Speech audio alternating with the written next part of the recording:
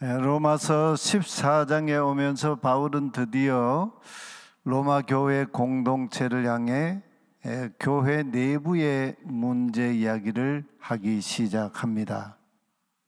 그동안 로마서의 내용들을 쭉 보면은 로마 교회, 개교회를 향한 어떤 그런 내용보다는 굉장히 폭이 넓고 또 깊은 그런 이 온 교회를 향한 그런 어떤 복음의 내용들로 꽉 차 있었지요. 14장에 오면서 로마 교회 공동체 내부 이야기를 끄집어내기 시작합니다.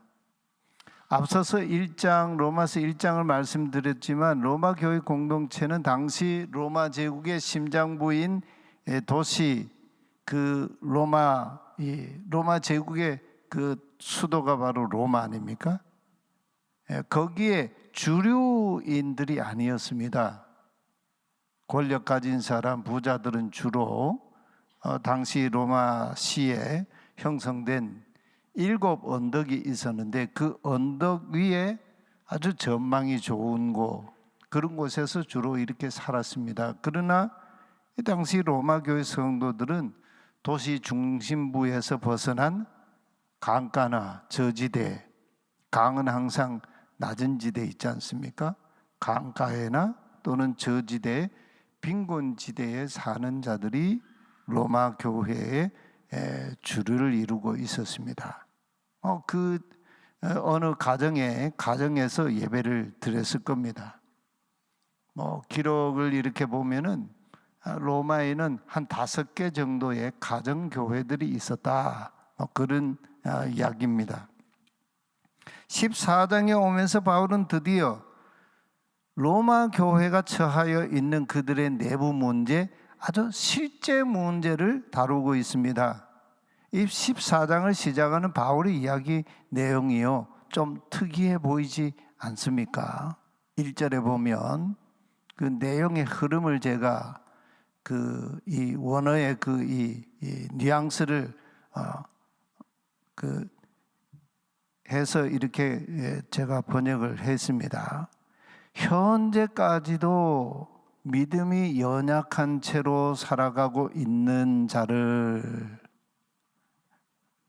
너희가 지금 의지를 가지고 받아들이라. 의지를 가지고 뜻을 두고 그것을 믿음이 연약한 자들의 이 모습을 받아들이라는 겁니다. 그러면서 바울은 숨 쉴 겨를도 없이 곧바로 믿음이 연약한 채로 살아가고 있는 그들의 의견을 뭐라고 하느냐? 절대 비판, 다툼거리나 시시비비거리나 나무랄거리로 삼지 말라, 이렇게 명령하고 있습니다. 이게 이제 원어 속에 감춰져 있는 실제 그 의미예요. 근데 우리 번역은 굉장히 밋밋하게 번역해 놓고 있죠. 14장에서 바울이 끄집어낸 이 로마 교회 공동체 지체들의 내부 문제에 대하여 바울은 이야기 흐름에서 보면 그냥 한번 가볍게 권면하는 수준의 이야기가 아닙니다. 아주 심각하게 이 문제를 다루고 있어요. 14장 1절에서 바울은 이 이야기를 언급하는 마음에 담아놓은 그 바울의 이 속도 있잖아요. 마음의 속도. 한치 머뭇거림도 없이, 좀 과장하면 아주 단도직입적으로 단 한 번의 칼로 그 문제의 중심부를 훅 하고 파고 들어가 버립니다. 왜 그럴까요? 어디 로마 교회만 이런 문제가 있을까요? 그렇지가 않지요. 어느 교회에서나 더 적나라하게 말씀드리면 82주년을 보낸 우리 정릉교회 공동체 안에도 예외 없이 시시각각으로 벌어지고 있는 실제 상황의 일이기 때문에 그래요. 이거 오늘 우리의 이야기다 하는 거예요. 경보를 울릴 때 실제 상황입니다. 이런 그 경보를 그게 흔하진 않는데 실제 상황입니다. 실제 상황 경보입니다. 이런 이 경보가 울릴 때가 있죠. 제가 대학 4학년 때 기억나는데 2월 달 이제 개학을 앞두고 있는 그 시점인데 아직 학기가 시작되지 않았습니다. 북한이 미그 19기를 몰고 기술을 우리나라 영공을 침입해 가지고 들어온 그 전투기가 있었죠. 그때 민방위 본부에서 경보 사이렌을 막 울리면서요, 방송이 막 나왔어요. 실제 상황입니다. 북한의 적기가 우리 영공에 침입했다는 아주 다급한 목소리로, 이거는 훈련 상황이 아닙니다. 실제 상황입니다. 그때 그 긴장감을 저는 지금도 생생하게 기억하고 있어요. 그 순간에 무슨 생각이 들었냐면, 어디로 피난 가야 되지? 그런 생각이 잠깐 들기도 하고요. 근데 가만히 생각해 보니까 피난 갈 데가 없더라고요. 제가 차를 타고 도망간다고 해서 이 전투기보다 빨리 갈 수 있겠습니까? 그리고 또 생각을 해보니까 지방에 계신 부모님과 형제들, 이게 이 상황에서 잘못하면 이상가족이 되거나 서로 이 운명이 달라지는 그런 상황이 벌어질 수도 있겠구나. 아주 그런 긴박한 그런 순간을 제가 경험을 했습니다. 바울이 지금 이 로마 교회에 왜 이렇게 다급하게 실제 경보 사이렌을 울리듯이 이 로마서 14장 1절에서 믿음이 약한 자들에 대하여 상대적으로 믿음이 강한 자들이 약한 자들의 그것을 받아들이라, 이렇게 단호하게 명령하고 있는가 하는 거예요. 또 그 믿음이 연약한 사람들의 문제를 시시비비거리나 또는 비난거리나 나무랄 그런 문제거리로 만들지 말라, 이렇게 말씀하고 있는가 하는 거예요.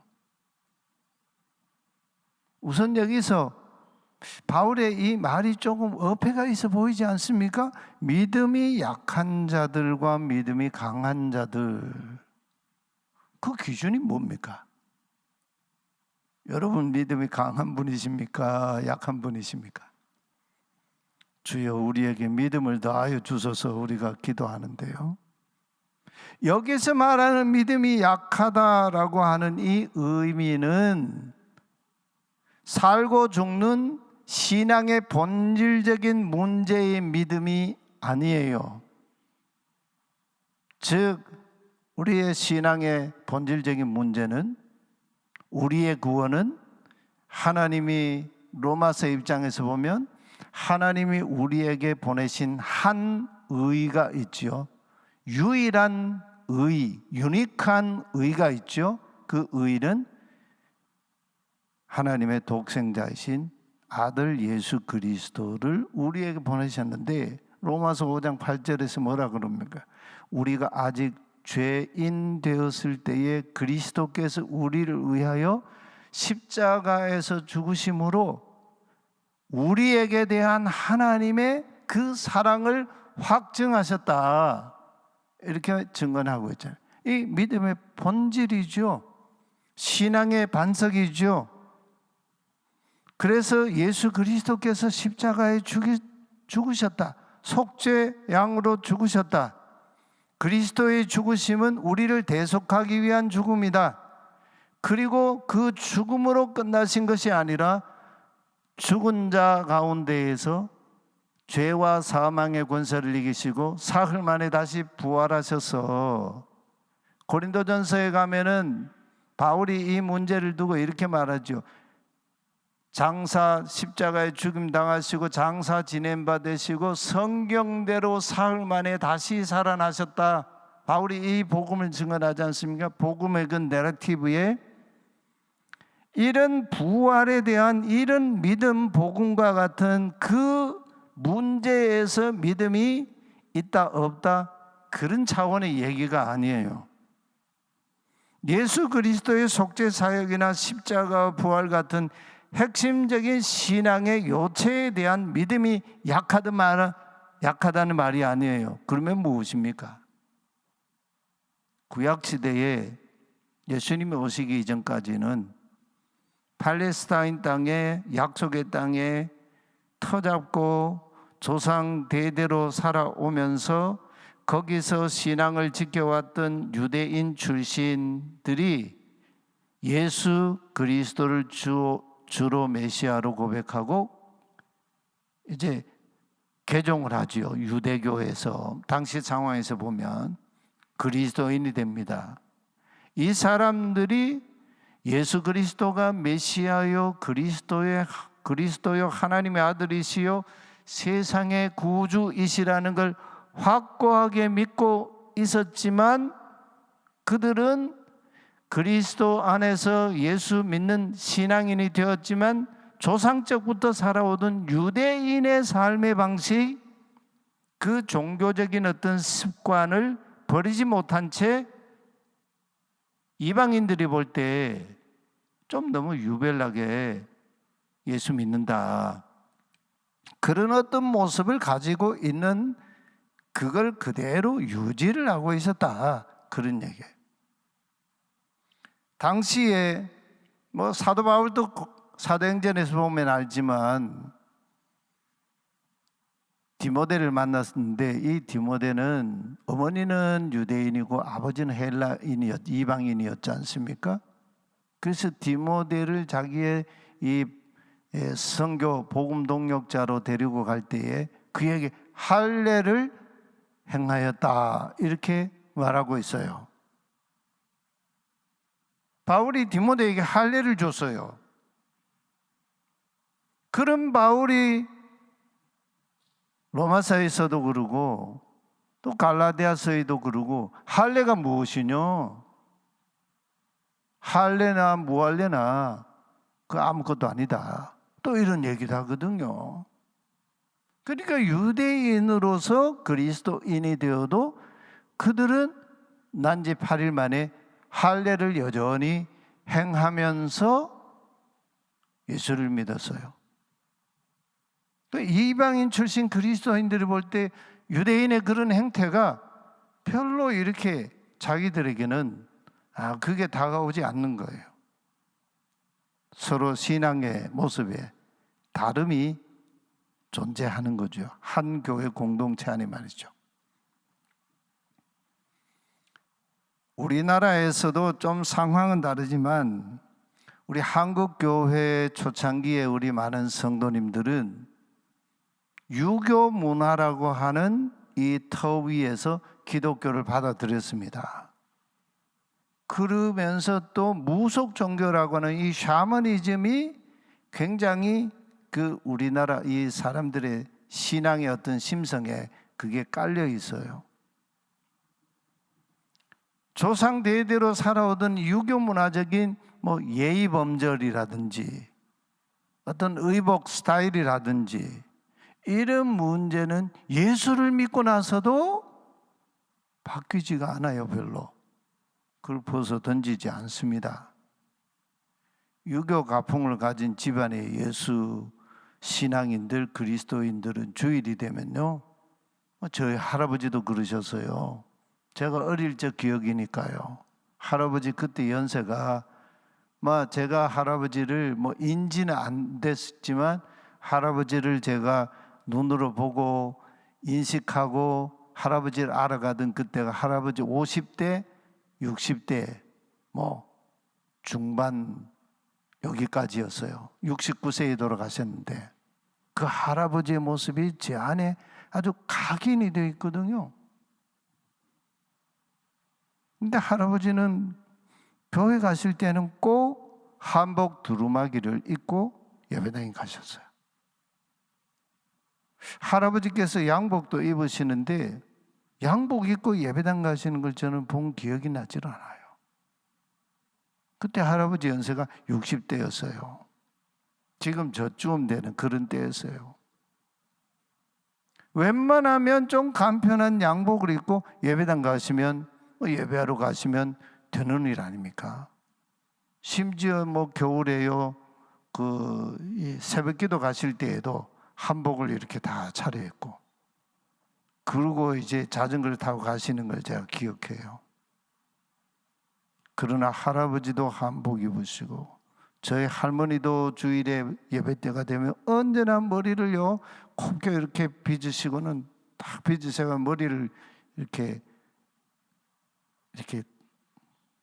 어떻게 하는 거 따서 이렇게 뒤에 이렇게 꽁지머리 같이 해서 비녀를 이렇게 꽂고 그러고 예배당에 가셨어요. 근데요 저희 고모님 두 분이 계셨는데 고모님이나 저희 어머니는 이거 안 하시더라고요. 퍼머 머리를 하셨어요. 시집 오실 때까지만 해도 어머니 비녀 꼽은 사진을 제가 봤거든요. 여러분 이런 헤어스타일에 대해서 어떻게 생각하십니까? 우리 교회에 아무도 비녀 꽂고 오시는 분이 없어요. 우리 교회 제일 고령 권사님이 박정희 권사님인데 제가 한 달 전에 신방을 갔었나요? 금년에 100수세요. 옛날식으로 하면 101세세요. 근데도 완전히 신식머리예요. 커튼 머리를 해가지고 얼마나 고우신지요. 요즘에는 아무리 연세 많은 어르신을 배워도 비녀 꼽은 머리 하신 분 찾아보기 어렵습니다. 이것은 옳고 그름의 문제가 아니에요. 풍습의 문제이고 어떤 살아온 삶의 그런 자기 내력인 거죠. 삶의 습성, 문화적인 어떤 그런 문제라고 할 수 있어요. 교회 안에서 종종 일어나는 갈등과 시시비비 그리고 서로 간에 척지는 그런 연유를 가만 들여다보면 99%는 본질적인 문제가 아닌 이래도 괜찮고 저래도 괜찮은 문제예요. 그게 갈등을 일으키고 있어요. 교회에서 일하는 방식도 그래요. 이 사람은 이런 방식으로 일을 해요. 저분은 또 저런 방식으로 일을 해요. 어느 게 옳고 어느 게 틀리고 어느 게 그런 겁니까? 그런 문제가 아니잖아요. 우리 목사님들과 목회할 때 그래요. 교구 목회를 해도 똑같이 목회하지 마시라. 하나님 주신 재능과 자신의 그 은사를 따라 컬러풀하게 서로 다르게 목회해라. 팔레스타인 출신 유대인 그리스도인들은 그들은 모세가를 통해서 받은 그 율법을 따라서 정결법을 지키고 안식일법을 지키고 또 절기를 지키고 그러면서 이방인들이 볼 때 확연하게 구분되는 그런 삶의 방식을 가지고 있는 자들이었어요. 그 사람들 중에는 당시 1세기 상황에서요 아무 데서나 고기를 덥석덥석 먹을 수 없는 그런 이 환경이 조성되어 있었거든요. 그러니까 이 사람들은 웬만하면 이 고기 우상에게 제물로 바쳤던 고기 시장에서 유통되어서 이게 지금 여기 식탁에 오른 게 아닌가. 그래서 그런 의심이 들고 그런 의혹을 가지게 되면서 그 고기에 입을 대지 않는 거예요. 같이 앉아서 밥 먹는데 한쪽에서는 고기를 맛있게 잘 먹는데 한쪽에서는 고기를 입에 대지도 않아요. 채소만 먹어요. 그러면 거기에 밥 먹으면서 서로 싸우고 정죄하고 갈등하는 그런 문제가 먹거리인가? 바울이 지금 얘기하고 있는 거죠. 또 유대인들은 뭐 우상의 제물로 바친 고기가 아니라 할지라도 정결한 짐승과 부정한 짐승의 구분이 있지요. 돼지고기 유대인들은 먹지 않습니다. 정결법 규정에 보면 굽이 갈라져 있어도 되새김질을 하지 않는 짐승은 너희에게 부정하니 너희는 먹지 말지니라, 이렇게 정결법을 하나님 주셨죠. 이거는 어떤 면에서 영구적인 항구적인 법이라기보다는 유대인들에게 구별된 하나님의 백성의 표지로 주신 법이었습니다. 근데 이게 이제 그리스도 안에서 이 모든 문제, 유대인에게만 복음이 전해진 게 아니고 이방인에게도 복음이 전해지니까, 그러면서 이 경계가 허물어지니까 이 모든 것들이 이제 초월하는 거죠. 그런데도 이방인 출신 그리스도인과 유대인 출신 그리스도인이 한 공동체 안에 있을 때에는 삶의 방식이 똑같지가 않고 서로 달랐다라는 거예요. 우리가 아시는 대로 바벨론 포로 시대에 다니엘과 그의 세 친구들은요, 느부갓네살 왕이 차린 우상의 신전에 제물로 바치고 거기에 제물로 바쳤던 음식 산의 진미, 고기와 포도주와 또는 그런 이 음식들 거부했죠. 물과 채소만 먹기로 했어요. 왜냐하면 우상에게 섬긴 그 음식물을 먹지 않겠다. 하나님은 그들을 축복하셨죠. 나시린들, 이 사람들은 술을 금했습니다. 포도주를 마시지 않았어요. 포도주뿐만 아니고 포도도 먹지 않고 건포도도 먹지 않고 포도씨도 먹지 않았습니다. 또 유대인들은 그리스도인이 되었지만 안식일을 아주 소중하게 지켰습니다. 그 안식일 전통을 계속 이어갔어요. 축일이나 축제일, 즉 3대 절기가 있죠. 그리고 역사 속에 생겨난 수많은 유대인의 절기들이 있지 않습니까? 대표적인 그들의 3대 절기는 유월절, 칠칠절, 그리고 초막절, 장막절이라고도 하죠. 이런 절기는 그들은 반드시 지켜야 했습니다. 이것은 하나님 백성된 그들의 한 해의 삶의 표지였거든요. 그러나 이방인 출신 그리스도인들에게는요, 안식일 안 지켰습니다. 사도들과 더불어 예수님께서 안식 후 첫날에 부활하신 그날을 이제 승리의 날로, 이제 주님의 날로 지키면서 안식일을 지키던 그 구약 시대의 이 법을 넘어서서 이제 주일을 예배하고 주일에 모여서 말씀을 나누고 기도하고 찬양하고 하는 그런 이 전통이 세워지면서 새로운 주일을 기억한 거죠. 자, 절기도 이방인들은 중요하게 여기지 않았습니다. 물론 이방인들 중에도 사도행전에도 자주 등장하지만 경건한 이방인들, 하나님을 경외하는 가피어러, 이 하나님 경외자들은 유대인의 절기에도 참석하고 안식일에도 참석하고 그러면서 예루살렘 방문하기도 하고 그랬지 않습니까? 근데 그런 사람들은 그 소수예요. 한 교회 공동체 안에 이와 같이 서로 다른 이질적인 신앙의 풍습이나 전통들이 같이 공존하면서 서로 갈등의 요소가 되고 충돌을 일으키는 그런 상황이 교회 공동체 안에 일어난다는 거죠.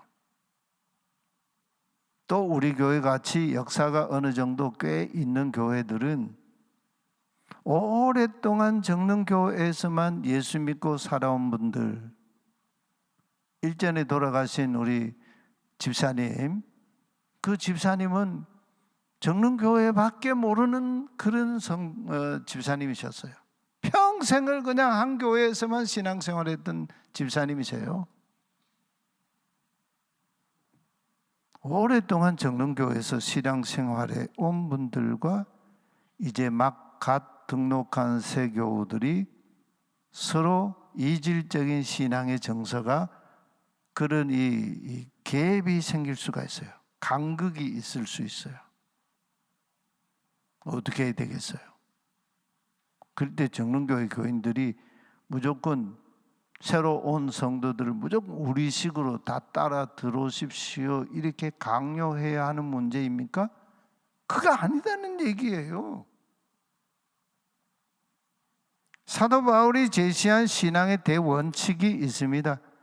믿음이 강한 자가 믿음이 연약한 자들의 그 깊은 뜻 속 깊이 헤아리고 너그럽게 그들을 받아들이는 그런 신앙이 되어야 된다. 이게 대원칙이에요. 그렇다면 한 가지 질문을 해봐야죠.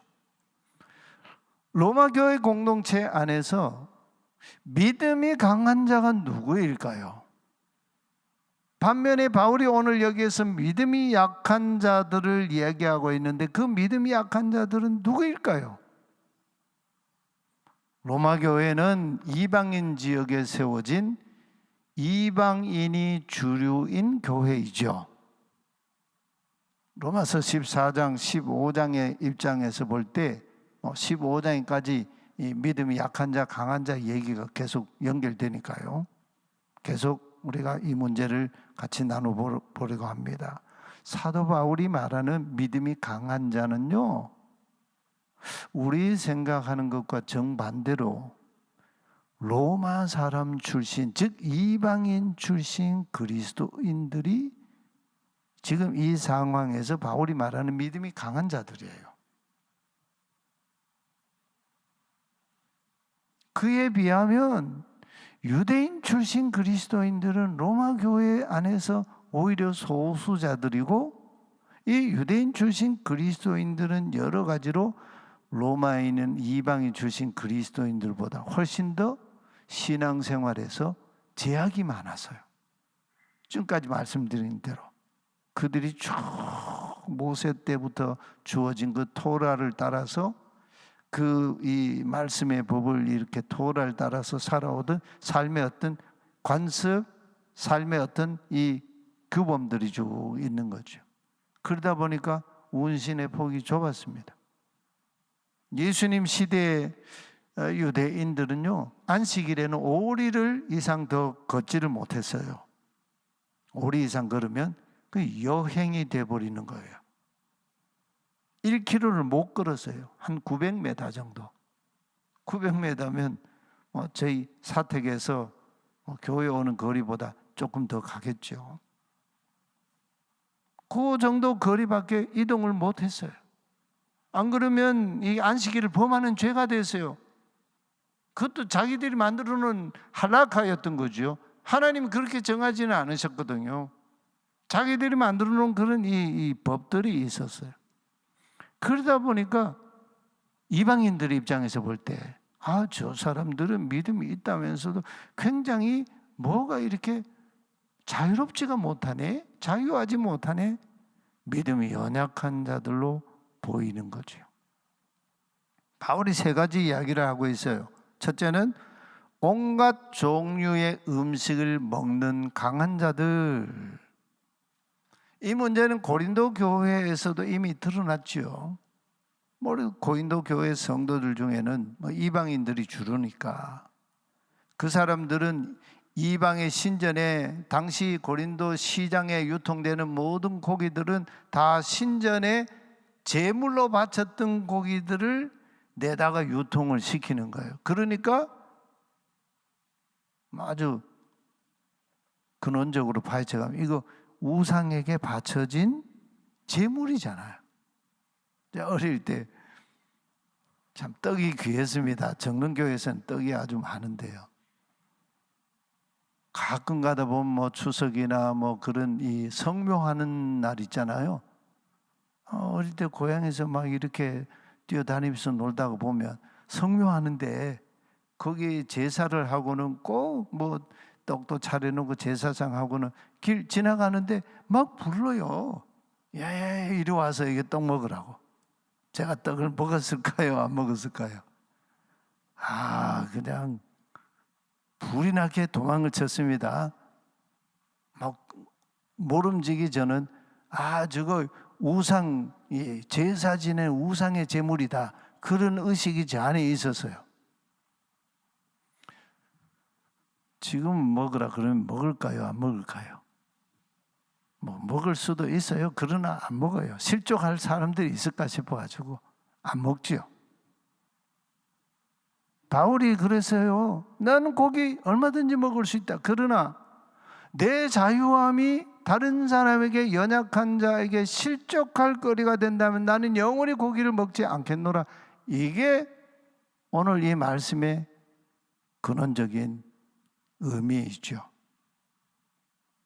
그래서 이 음식에 가리는 사람들 중에는 믿음이 연약한 자는 채소만 먹었습니다. 또 나를 구분하는 문제에 있어가지고 유대인들은 안식일 날도 구분하고 뭐 각종 절기들을 구분하고 또 7월 1일이 되면 나팔절이라 해서 이 신년절을 지키고 10일이 되면 대속죄일이라고 해서 그날 금식하면서 자기를 몸을 괴롭히면서 막 회개하는 그런 이 어떤 날 절기도 지키고, 그런데 이방인들은 그런 거 하나도 안 지키거든요. 모든 날을 다 주님의 날이라고 여기면서 자유하거든요. 그렇게 볼 때 유대인들은 믿음이 연약한 자들이고 이방인들은 믿음이 강한 자들이었던 거죠. 또 술을 마시는 강한 자들, 유통되는 그런 이 포도주 그냥 거리끼지 않고 마셨어요. 근데 또 유대인들은 그런 것들을 세밀하게 구분해가지고 이게 누가 생산하고 어떻게 유통되어서 이게 온 건지 그걸 따져가며 마시는 사람, 참 이질적이죠. 이 두 부류 중 강한 자와 약한 자 누구인가? 바로 그런 의미예요. 바울은 이런 비본질적인 문제로 성도 서로 간에 강한 자가 약한 자를 또는 약한 자가 강한 자에 대해서 서로 시시비비거리로 삼거나 나무랄 그런 거리로 삼지 말라는 겁니다. 오늘날에는 교회 안에 어떤 갈등이 일어날 수 있을까요? 일하는 방식이 문제예요. 한 부서에서 일하면서도 부장과 총무가 이게 다를 수 있고, 목회자와 또 교사들이 이게 서로 다를 수가 있고, 이게 다를 수가 있는 거예요. 그런 문제들이 있을 때 그거 가지고 생사를 결단하듯이 그냥 그 문제를 가지고 서로 시시비비를 가르고 이럴 문제가 아니다는 거죠. 2절 3절 말씀 우리 같이 한번 읽어보겠습니다. 어떤 사람은 모든 것을 먹을 만한 믿음이 있고 믿음이 연약한 자는 채소만 먹느니라. 먹는 자는 먹지 않는 자를 업신여기지 말고 먹지 않는 자는 먹는 자를 비판하지 말라. 이는 하나님이 그를 받으셨음이라. 아멘. 그러면서 바울이 비유를 듭니다. 사람이 함부로 남의 집의 하인을 비판할 수 없다, 이렇게 말하고 있죠. 마치 믿음이 강한 이방인 출신 로마교회 성도들이 또는 우리 정릉교회 성도들이 믿음이 약한 자 유대인 출신 그리스도인들과 같은 그런 사람들을 비난하거나 시시비비거리로 삼는다는 것은 남의 집 하인을 비판하는 것과 같다는 거예요. 나의 주님도 예수 그리스도이시지만 형제 자매의 주님도 예수 그리스도이시거든요. 그를 비판하는 것은 남의 집 하인을 비판하는 것과 똑같다는 거죠. 나의 문제도 그렇습니다. 6절에서 바울은 이런 결론을 냈습니다. 나를 중히 여기는 자도 주를 위하여 중히 여기고 먹는 자도 주를 위하여 먹으니 이는 하나님께 감사함이요 먹지 않는 자도 주를 위하여 먹지 아니하며 하나님께 감사하느니라. 서로 우리의 신앙의 어떤 성향이라 그럴까요? 신앙의 기질이라 그럴까요? 야곱 같은 신앙의 기질도 있고 이삭 같은 신앙의 기질도 있고 아브라함 같은 신앙의 기질도 있어요. 그런데 하나님 뭐라 그러세요? 나는 아브라함의 하나님, 이삭의 하나님, 또 누구의 하나님요? 야곱의 하나님. 그 하나님이 누구 하나님이라고요? 내 하나님이에요. 그래서 예수님이 이런 말씀하셨어요. 하나님을 마음과 뜻과 힘을 다해 사랑하고 또 내 이웃을 내 몸과 같이 사랑하라. 사랑 안에서 바울은 온 율법을 다 이루었느니라. 이 로마서를 통해서 바울이 우리에게 지금 도전하고 우리에게 가르치는 복음의 길입니다. 얼마나 놀라운 말씀이에요. 우리가 본질의 문제에서 서로 본다지 않으면 서로를 좀 수용하고 이해하고 받아들이고 좀 그러면 좋아요. 의견은 표시할 수 있어요. 나는 이렇게 생각하는데 그 얘기를 왜 못해요? 그러나 그거 가지고 싸우면 안 되죠. 그거 가지고 정죄하면 안 되죠. 우리 교회 안에도 그런 일들이 곳곳에서 일어날 수가 있습니다. 또 일어나기도 합니다. 그러나 하나님과 우리 사이를 화목하게 하신 하나님, 하나님과 화평을 누리도록 우리를 부르신 하나님, 우리 서로 그 요한서신에서 그러지, 보이는 형제를 사랑하지 않는 자는 하나님 사랑하지 않는 거다고. 우리가 잘못된 신앙으로 우리의 신앙이 무너지면 얼마나 그게 안타까운 일이겠습니까?